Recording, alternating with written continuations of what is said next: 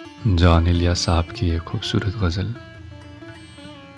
जिंदगी क्या है, एक कहानी है। जिंदगी क्या है, एक कहानी है। ये कहानी नहीं सुनानी है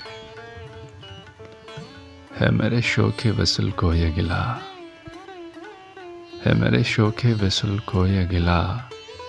उसका पहलू सराय फ़ानी है।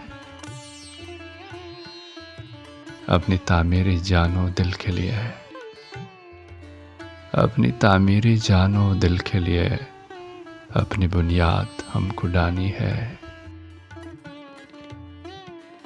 यह लम्हों का एक शहर अज़ल, यहाँ की हर बात नागहानी है।